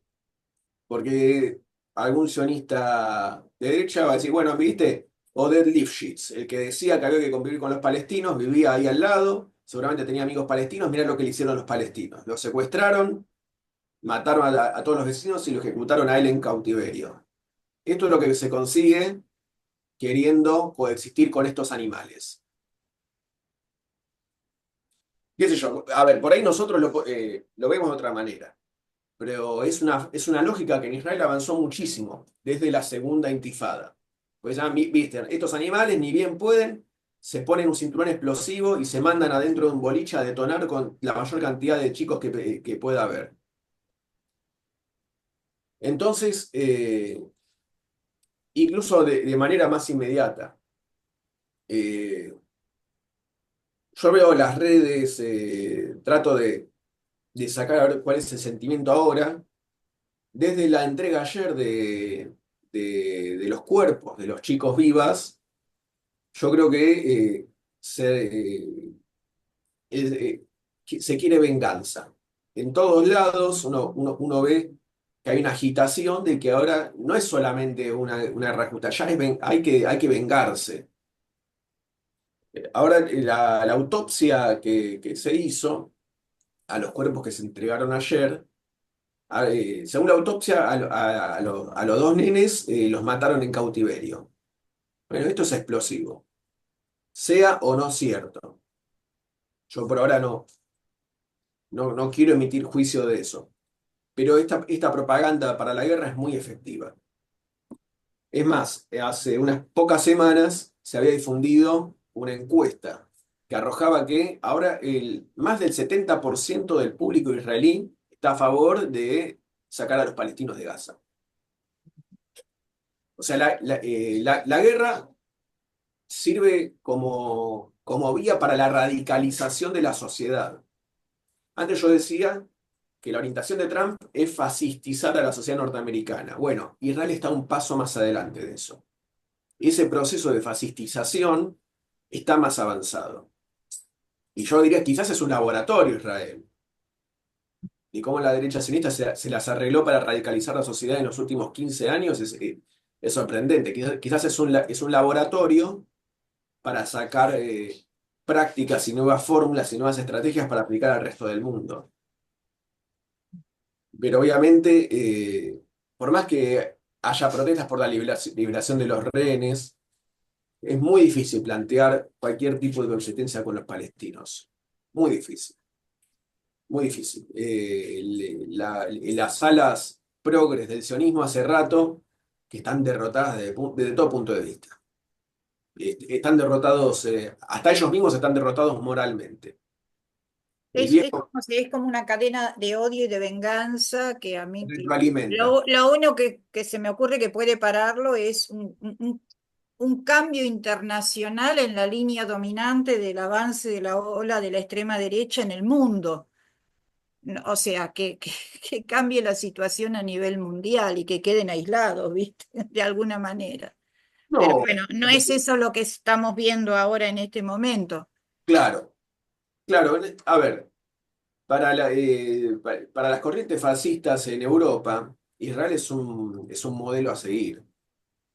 Por ejemplo, los nazis de Alternativa para Alemania Eso estaba pensando, sí, no sé si van a ganar o no. son prosionistas. Mm. Porque sirve por dos motivos, por dos vías. Uno, Porque ellos ven en Israel el tipo de sociedad militarizada que ellos quieren para Alemania. Una sociedad completamente regimentada, donde está completamente naturalizado el ideal del ciudadano soldado. Pero por el otro lado, ellos dicen, miren, yo no puedo ser nazi porque no soy antisemita, y no soy antisemita porque soy sionista. Entonces es una especie de, es una carta blanca el apoyo a Israel. Es un cheque en blanco para lavarse la cara frente a la sociedad y seguir constituyéndose.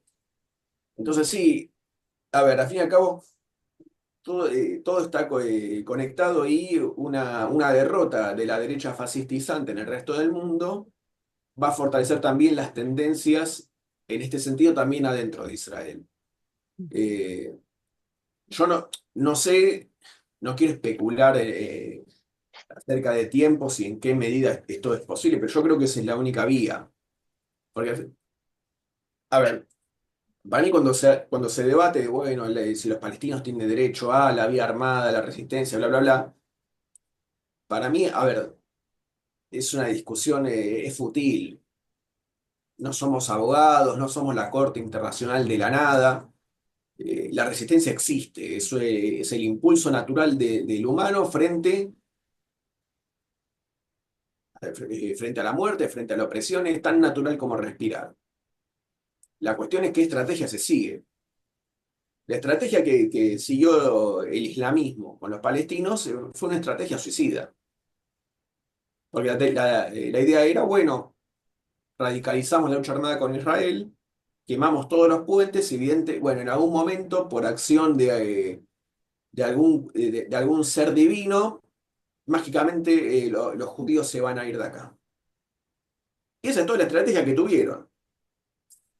Bueno, es suicida y fue funcional a los intereses israelíes, que son evidentemente mucho más vivos, porque pueden usar la resistencia armada a su favor, sin que esto lastime en lo más mínimo la capacidad israelí de avanzar en otros lados.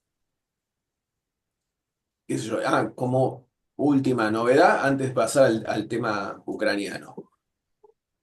La otra gran novedad, aparte de que Estados Unidos pasó a ser su política oficial la limpieza de Gaza, es el colapso.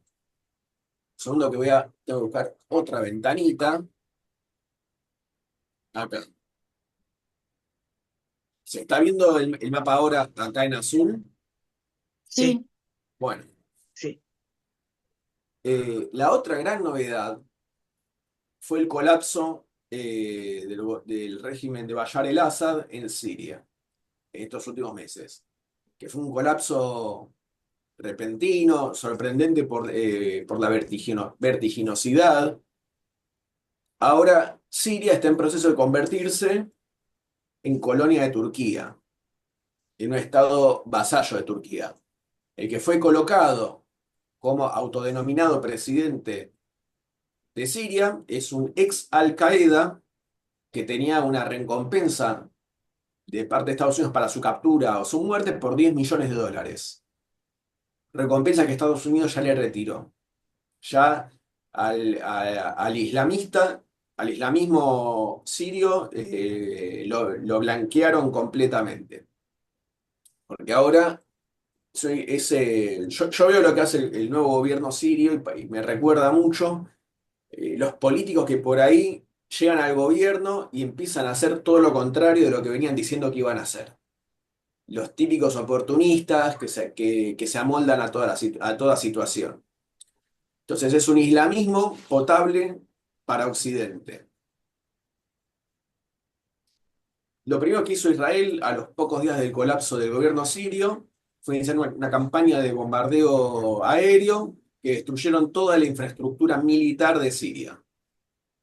Todos los aviones, defensa aérea, buques de guerra, todo lo que puede ser relevante, Israel lo sacó, se los quitó yo entiendo que es por las dudas, porque no hay seguridad de que este nuevo gobierno sirio se pueda consolidar en el poder de una manera estable. Y también hizo una ofensiva en el sur, en el cual expandieron su control, que acá está en azul oscuro. Esto es la región del Golán, que Israel ocupa en el año 67. Es una región estratégica porque esta es una región montañosa, bastante elevada. Desde esta región del Golán se puede tener el control de todo Israel. Se puede ver todo el país con sensores, con radares, etc. Por eso el valor del Golán. Lo que Israel hizo ahora, aprovechando el colapso sirio, es expander este control, llegando al el control total del Monte Hermón. El Monte Hermón, Israel ocupaba una cara del monte, pero la cima y el resto del sistema montañoso estaba bajo control sirio. Bueno, Israel avanza y ya tiene construidas las bases militares acá en el monte, y con el control del monte tiene una posición estratégica muy fortalecida en la región. Acá por ahí no se puede apreciar bien. A ver si. No, no puedo ponerle. Pero esto de acá, que está acá a la izquierda del Monte Hermón, todo esto es Líbano. Entonces, desde la cima de esta montaña, los israelíes pueden poner radares, pueden poner sensores de todo tipo, y van a ver absolutamente todo lo que pasa en el sur del Líbano, sin que ninguna montaña lo pueda tapar. Y también pueden ver todo lo que va a pasar en lo que se mueve y lo que se habla en el resto de Siria. Esto es una posición muy estratégica, tener el terreno más alto. Y también Israel tomó control de algunos poblados sirios. Algunos de estos, no sé si la totalidad, pero una parte importante, son de la minoría drusa, que gente que estaba muy preocupada por el golpe de Estado que dieron los islamistas apoyados por Turquía. Entonces los drusos muy preocupados, yo creo que Israel está especulando, que por ahí ellos prefieren estar bajo ocupación israelí antes que estar expuestos a los islamistas ex Al Qaeda que se apoderaron del país. Entonces la presencia israelí acá yo creo que va a ser para largo. Por lo menos el Monte Hermón yo creo que nunca lo van a devolver, y quizás negocian con el nuevo gobierno de Damasco devolver estos pueblitos de acá a cambio de un tratado de paz. Eso es lo que yo creo que va a pasar. Por ahora no hay indicaciones de que eso pase, pero creo que es posible, porque estos pueblitos para Israel no tienen ningún tipo de valor y pueden hacer como hicieron con el desierto de Sinaí con Egipto, que en el año 78 se hace la paz con Egipto, la normalización diplomática a cambio de devolver el desierto. Bueno, quizás para el nuevo gobierno sirio, que es un gobierno marioneta de Turquía y por extensión de la OTAN, pueden decir, bueno, normalizamos relaciones con Israel a cambio de estos no sé cuántos poblados hay acá. Bueno, una cantidad mínima. Puede ser que esto funcione. Lo que yo entiendo de estos ex Al Qaeda es que no son muy simpatizantes de los palestinos, sino todo lo contrario. Entonces, esta es la manera de Israel para profundizar su empoderamiento regional. Otra consecuencia que es estratégicamente relevante acerca del colapso del ex gobierno de Siria es que Líbano queda aislada territorialmente. Y no tanto Líbano, sino como Hezbollah. Hace unos años, Irán había organizado rutas terrestres que iban desde Irán, que atravesaban Irak y Siria, y por medio de esas rutas terrestres se conectaban con Hezbollah. Por medio de esas rutas los aprovisionaron de todo lo que Hezbollah necesita. Entonces, ahora con esto quedó esa posibilidad no imposibilitada, no es imposible, porque al fin y al cabo lo que hay en Siria para mí ahora es una semi-anarquía que cualquiera con plata puede aprovechar, pero sí se hizo mucho más difícil la reconstitución de Hezbollah. Bueno, Bueno, gracias, Alan, por toda esta actualización. ¿Podemos pasar a la situación en Ucrania? luego de 3 años de guerra y no sé cuántos muertos, que sería bueno decir el número de muertos, a ver qué están acordando Trump, Zelensky y Putin. Bueno, todo lo que sean números de Ucrania, siempre hay que agarrarlo con pinzas porque no hay nada y no hay nada que pueda verificar. Hay muy poco que puede verificarse de manera confiable. Trump dijo hace 2 días que los ucranianos perdieron 700.000 soldados y los rusos perdieron 800.000, algo así dijo. Qué sé yo, la idea de perder es raro, porque una cosa es alguien que está muerto y alguien que está herido, que por ahí cuenta como pérdida.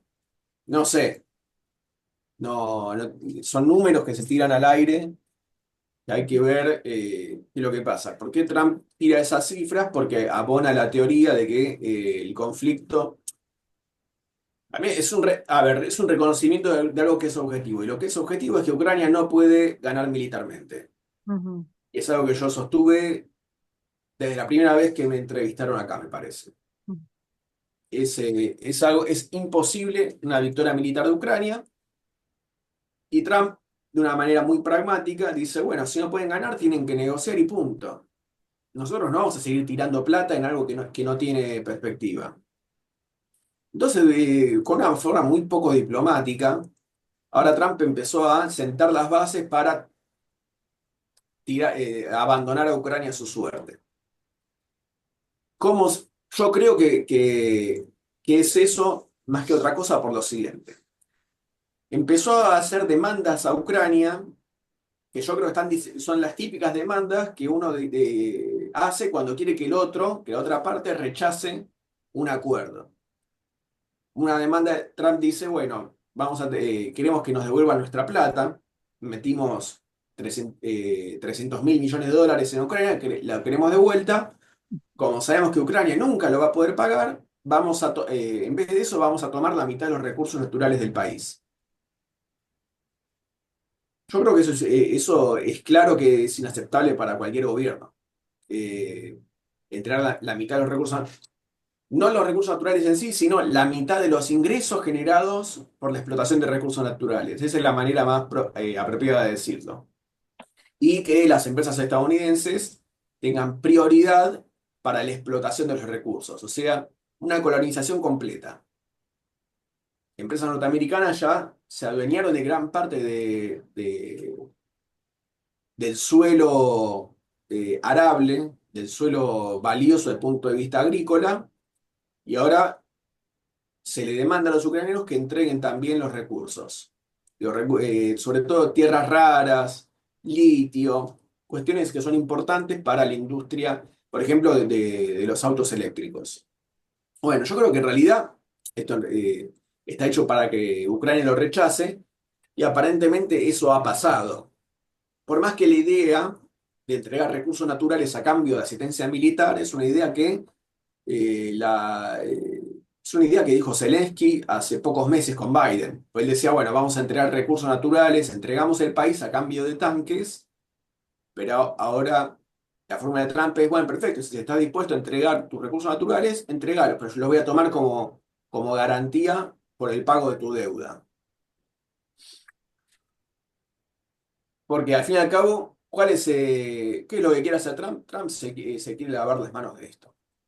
Ve que Ucrania es un negocio fallido de la administración Biden y que ya no sirve a ningún interés estratégico. Estados Unidos tiene un déficit en capacidades militares, y eso quiere decir que si se va a preparar la guerra mundial contra China, necesita cada uno de los centavos disponibles de dólar dispuestos en hacer la guerra en China, no en Europa. Entonces tiene que retirarse de acá.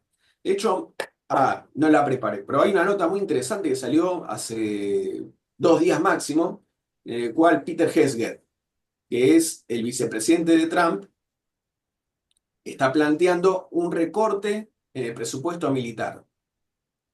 Estados Unidos están ahora alarmados por el déficit que tienen. Y el gobierno quiere hacer un recorte que también afecte al gasto militar, que es muy relevante. Porque en el contexto de una carrera de armamentística con los chinos, lo que se necesita cada vez son más recursos, no menos. Eh, entonces, quiere recortar recursos. ¿Qué quiere decir? Que lo que quede de los recursos disponibles tienen que enfocarse todos en el Océano Pacífico. Entonces se plantea la retirada de tropas norteamericanas de Europa en general. Ya ni hablemos de seguir tirando plata para mantener el Estado ucraniano funcionando, porque las jubilaciones las paga Estados Unidos, los sueldos de los empleados públicos los paga Estados Unidos, etc. Sin la ayuda norteamericana, el Estado ucraniano no tiene los recursos. Es así de simple. Bueno, queremos sacar todos los soldados de Europa, entonces no más ayuda financiera a Ucrania, no más ayuda militar, porque todos los proyectiles producidos los necesitamos nosotros para hacer la guerra con China, entonces nos vamos de Ucrania. ¿Cómo presenta esto públicamente? Bueno, hacemos un trato con Putin y después le decimos a los ucranianos, miren, les negociamos esto es lo mejor que les pudimos negociar. Tómenlo o déjenlo. Si lo toman, fenómeno, y si no lo quieren, bueno, listo. ¿Quieren seguir en guerra? Sigan ustedes con su guerra, nosotros nos fuimos. Y si algún europeo quiere reemplazar nuestro financiamiento, son más que bienvenidos. Después de todo, los europeos ponen una fracción de los recursos que ponen los yanquis. Es imposible que los reemplacen uno a uno, ni en transferencia de armas ni en transferencia financiera. Y Trump también agrega, si algún país europeo con alguna bronca histórica contra los rusos quiere poner tropas adentro de Ucrania, que lo hagan, pero que no esperen ser cubiertos por el artículo 5 de la OTAN, que es el artículo que dice un ataque contra uno es un ataque contra todos. Entonces, básicamente, acá Estados Unidos se está lavando las manos. Usó a la marioneta ucraniana todo lo que le sirvió, y cuando la marioneta ucraniana dejó de ser útil, simplemente la tiran. Con la perspectiva del despedazamiento del país. Lo que trascendió, que esto no es oficial, son expectativas, pero aparentemente a los rusos les entregan todo lo que a los rusos realmente les interesa. ¿Qué quiere decir? La exclusión de Ucrania de la OTAN de manera permanente, el reconocimiento de soberanía rusa en los territorios ocupados, ya no solo Crimea, la relegalización del idioma ruso como uno de los idiomas oficiales de Ucrania, la reconstitución de la Iglesia Ortodoxa, que tiene su referencia en el Patriarcado de Moscú, que esa iglesia fue perseguida por Kiev en los últimos años. Bueno, toda una serie de cuestiones que hacen a todas las demandas rusas. Aparentemente los rusos se quedan con todo, pero la pregunta es, ¿qué hay a cambio para los norteamericanos si les dan todo en Ucrania? Bueno, yo creo que las negociaciones en torno a Ucrania son mucho más generales. Y yo especulo, me hago cargo, es una especulación personal, de que los norteamericanos le hacen a los rusos concesiones con respecto a Ucrania, pero los rusos le van a tener que hacer concesiones con respecto a Irán. Yo huelo esto en el aire, porque ahora Rusia está vendiendo armas avanzadas a Irán, nuevos aviones de guerra, etc. Bueno, yo huelo que tiene que haber algo a cambio. Los yanquis no dan a Ucrania gratis, por más que a los estadounidenses les interesa es salir de Ucrania, dejar de gastar recursos ahí, por más que está eso, también huelo que alguna concesión les habrán arrancado a los rusos y yo creo que esas concesiones están basadas en el Medio Oriente. Algo acá tiene que haber pasado, porque los rusos tienen con China una alianza que se profundiza y que no está en sus intereses cortar la relación con China. Yo creo que eso es algo que a los rusos no se les puede arrancar. Yo creo eso. Entonces, por descarte, me parece que lo que se esté cocinando en el Medio Oriente para el día después de mañana necesita alguna concesión más de Moscú. Y yo creo firmemente que algo así es lo que se está dando. Bueno, tengo entendido que nos queda poco tiempo, ¿no? Sí, gracias, Alan, por este panorama también de Ucrania y de Rusia. ¿Quieren preguntar algo? Clelia, Luisa, Walter. No, yo no tengo sonido. Ahí te escuchamos, Luisa, ¿eh? Te escucha, Clelia Clelia. habló Clelia. Clelia, te estamos Se me- escuchando, que vos no te Ahí está, ahí te escuchamos. escuchamos, te escuchamos. Qué raro, debe Bueno, ser que ella no nos escucha a nosotros. Yo para mí, este, anotando, aprendiendo, gracias, Alan. No, cada vez que bien. te escucho pienso, por Dios, qué cuánto conocimiento, gracias. Gracias.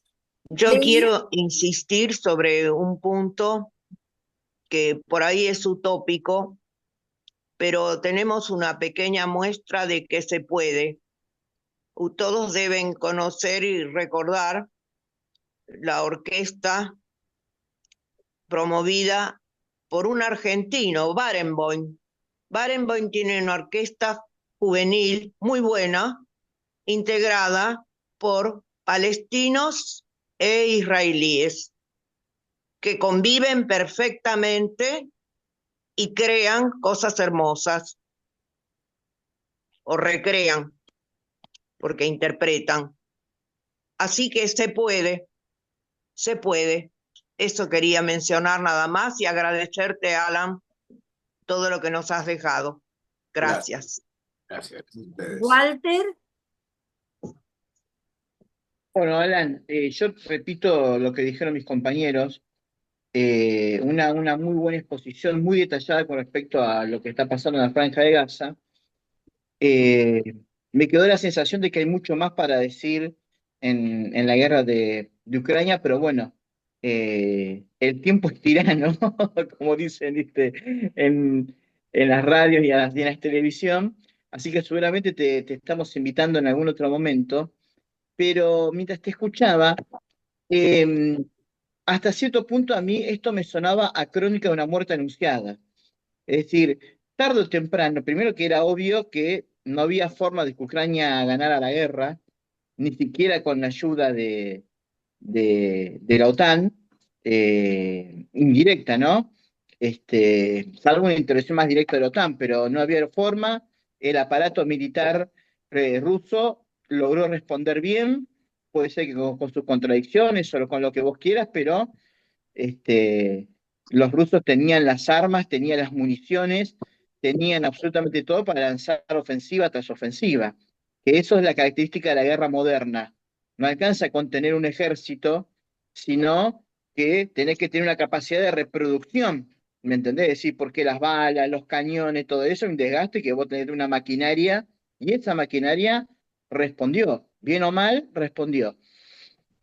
Pero me queda la sensación de que esto era una muerte anunciada, eh, porque tarde o temprano el imperialismo norteamericano iba a pedir que devuelvan la plata que puso.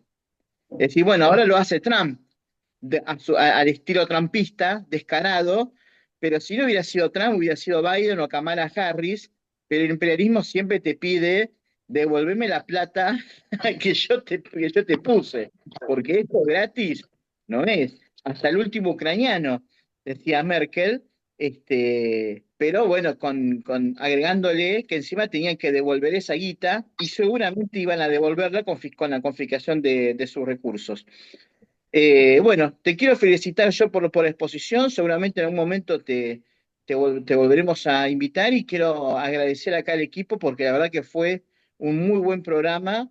Hemos tocado tres temas muy urgentes y muy necesarios, ¿no? Bueno, eh, Alan, ¿querés ir cerrando? Bueno, ¿Algo más que te haya quedado en el tintero?